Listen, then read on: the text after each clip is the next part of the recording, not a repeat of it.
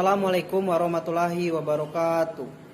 Kembali lagi bersama saya Wiko Pibihardian, mahasiswa Universitas Islam Negeri Fatmawati Soekarno Bengkulu, Prodi Tadris Ilmu Pengetahuan Sosial, semester 5C.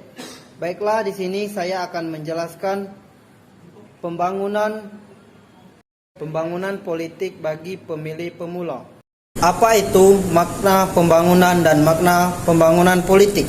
Makna pembangunan memiliki makna yang luas dan kompleks. Secara umum, pembangunan merujuk pada proses perubahan yang bertujuan untuk mencapai kemajuan, pertumbuhan, dan perbaikan dalam berbagai aspek kehidupan masyarakat seperti ekonomi, sosial, budaya, dan politik.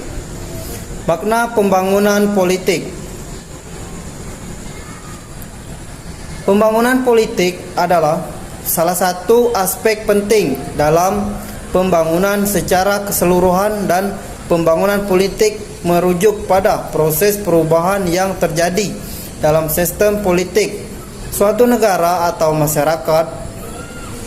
Pembangunan politik melibatkan berbagai aspek seperti pembangunan administrasi dan hukum, pembinaan demokrasi, stabilisasi dan perubahan teratur, mobilisasi kekuasaan, serta proses perubahan sosial.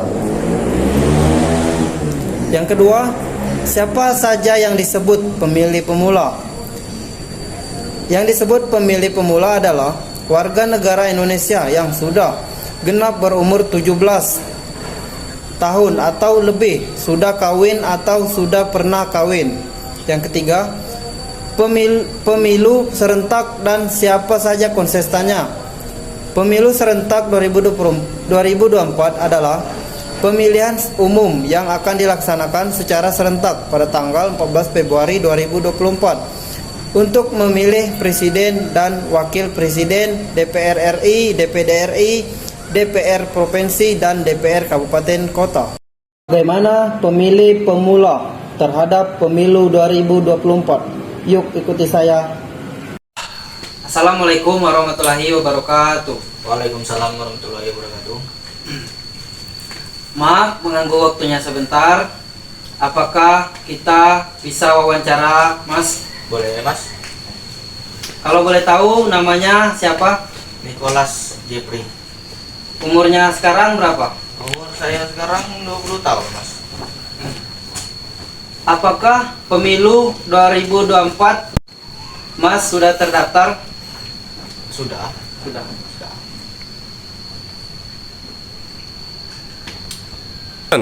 Oh iya, tahu nggak tanggal berapa pemilu 2024 akan dilaksanakan? 14 Februari 2024. Kontestan apa saja yang akan dipilih pada pemilu 2024? Kontestan yang dipilih, setahu saya presiden, wakil presiden, DPR RI, DPD RI, DPRD kota, DPRD kabupaten. Tahu nggak siapa calon presiden dan wakil presiden yang maju sebagai pemilu 2024? Setahu saya ada 3 pasangan. Yang pertama Anies dan Muhaimin, yang kedua Prabowo dan Gibran, yang ketiga Ganjar dan Mahfud, kalau nggak salah itu. Baik. Gimana tanggapan terhadap suara yang golput atau orang yang tidak memilih tapi dia memiliki hak pilih? Menurut pandangan saya, orang yang golput itu yang dia tidak mementingkan demokrasi, dia memilih jalannya sendiri, itu tidak benar. Karena demokrasi ini penting untuk warga negara Indonesia, untuk negara khususnya. Karena demokrasi ini menentukan pemimpin, siapa yang akan menjadi presiden atau wakil presiden atau DPRD kabupaten.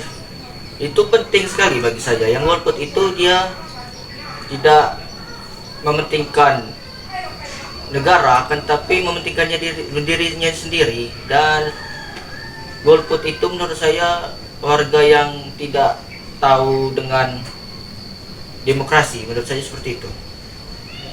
Tanggapan terhadap caleg yang menyogok atau membeli hak suara? Menurut pandangan saya, orang yang suka menyogok atau membeli suara itu tidak boleh, karena akan merugikan bangsa ini. Dengan membeli hak suara, rakyat itu akan tidak bersih hatinya untuk memilih seorang pasangan yang memang benar dia pilih dengan di hati nuraninya. Itu semestinya harus dihapuskan dari negara ini yang menyogok itu. Gimana saran Mas pada calon yang agar mendapat simpati rakyat? Menurut pandangan saya tentang calon yang maju untuk mendapatkan simpati rakyat itu dengan menekankan visi misi yang jelas, yang akurat, yang bisa memberikan rakyat itu benar-benar itu adalah sebuah visi misi yang bagus untuk bangsa ini, untuk rakyat ini. Jangan hanya omongan belaka yang disampaikan dengan politik-politik yang tidak bohong ibaratnya gitu. Seperti itu, Mas. Baik, mungkin itu saja wawancara kita pada hari ini. Demikian gambaran pemahaman pemilih pemula tentang pemilu 2024. Mari memilih dengan cermat dan cerdas. Mari sukseskan pemilu 2024.